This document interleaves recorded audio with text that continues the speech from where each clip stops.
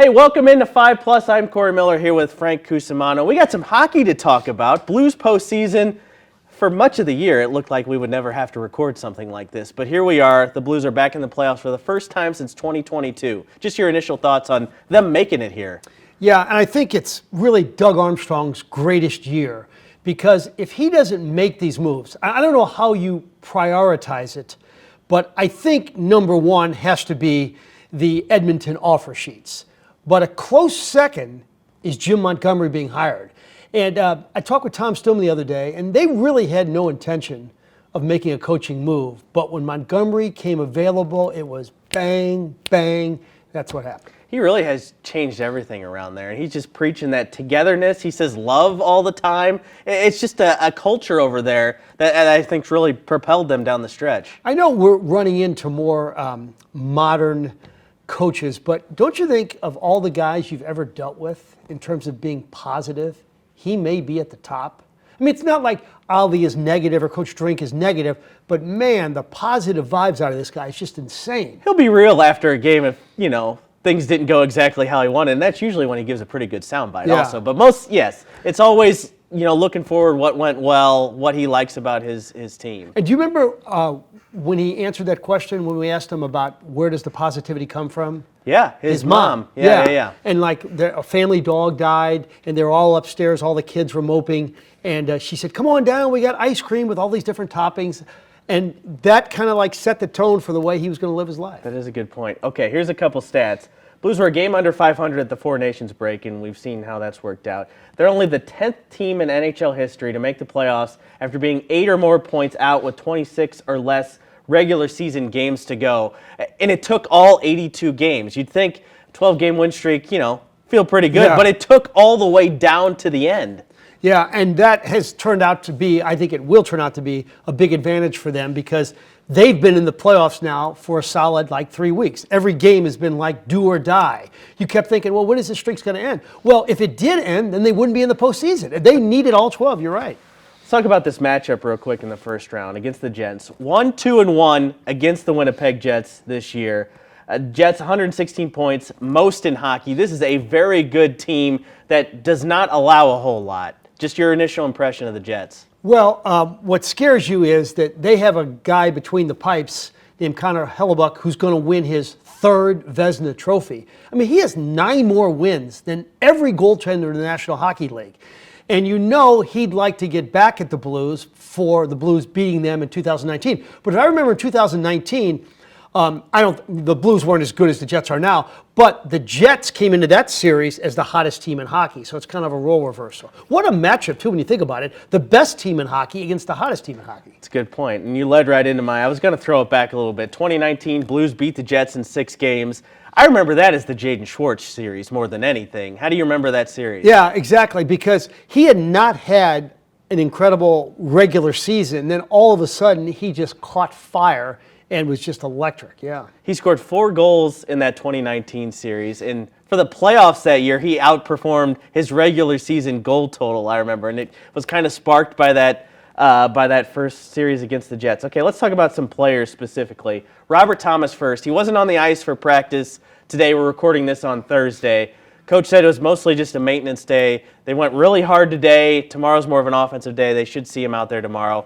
I mean, without Robert Thomas kind of reaching another level, this team is not in the playoffs. Yeah, you could make a case for him being one of the 5 best players in hockey after the All-Star break. And I can remember this, 6 or 7 years ago when he was just 19 years old, I asked Doug Armstrong, of all the players in your system right now, who's got the best chance to be a star? And nobody really knew the name of Robert Thomas, except if you were Jeremy Rutherford or Andy Strickland. And he didn't hesitate. He said, got to be Robert Thomas. And, I think we've been waiting for him to have a breakout point season because we've always liked his passing and he's committed to defense. And this year he does have the 81 points. 81 points in 70 games because he missed quite a stretch too. That is a great percentage of points per game for Robert Thomas. Jordan Binnington, I mean, it's the playoffs. It's Jordan Binnington. What else are you going to say? I mean, he's looked great down the stretch. He's been unbeatable at home. If I am a team facing Jordan Binnington in the playoffs, I am very scared because we just saw it in the Four Nations. when he has to be great in a high-pressure situation, he usually is. Yeah, and you just look at like all the big moments in his career. In addition to the Four Nations face-off, there's a Boston in Game 7. Even like the Winter Classic in Chicago. I know not a great team, but it's still a big game atmosphere. So the bigger the game, the better he is. And it goes back to that famous quote he gave to Jim Thomas. Are you nervous? Do I look nervous? He's never nervous. Jimmy Snuggerud is a guy who has not looked nervous so far since he's been in the NHL. This kid, you've said it a couple times, he was in a dorm room in Minnesota just a few weeks ago, and now he's here scoring a goal in the game to get the Blues to the playoffs, and he's going to be a major part of this team. It's really been a seamless fit, more seamless than I thought it was going to be. Yeah, I go back to what they were saying when there was talk that there's a chance he could go right from college to the Blues. And then when they signed him, we asked Jim Montgomery about that, and he said, well, if he's one of our best players, he's going to play. And he just, boom, boom, just stepped right in.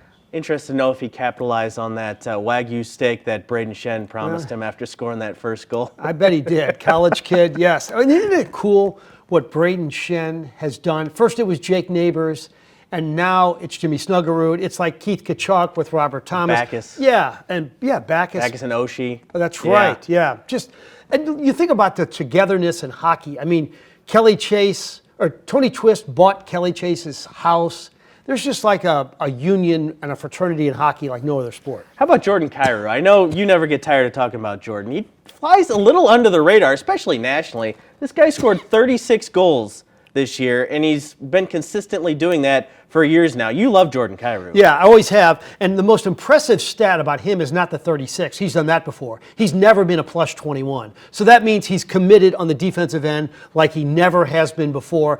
And his talent, I mean, I still think that like when God waved the talent wand over every St. Louis Blues player, he lingered the longest over Kyrou. I'm not saying he's the best player. I think he's the most talented. He's thrown some hits this year that I did not think were in him. And that just shows, I think Monty really is getting another level out of him, too. He's playing defense a lot, and you cannot just talk enough about the game that Jordan Kyrou's had this year. All right, predictions here. This is our last segment. The Jets are a tough task.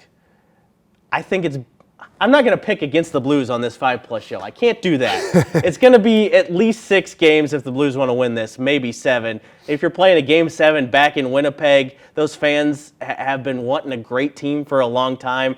That's a tough ask. I'll say Blues in 7 just to keep it with the Blues. All right, well, that's a good prediction here on 5+ in St. Louis, Missouri.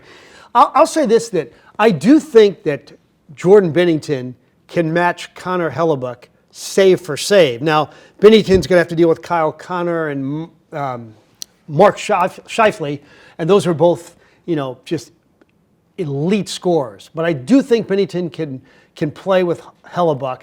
I just wondering that experienced Blues defense where they have like 4,500 regular season games under their resume, because that was one of the big reasons they won in 2019. All those veterans that came through on the back line to make this team great.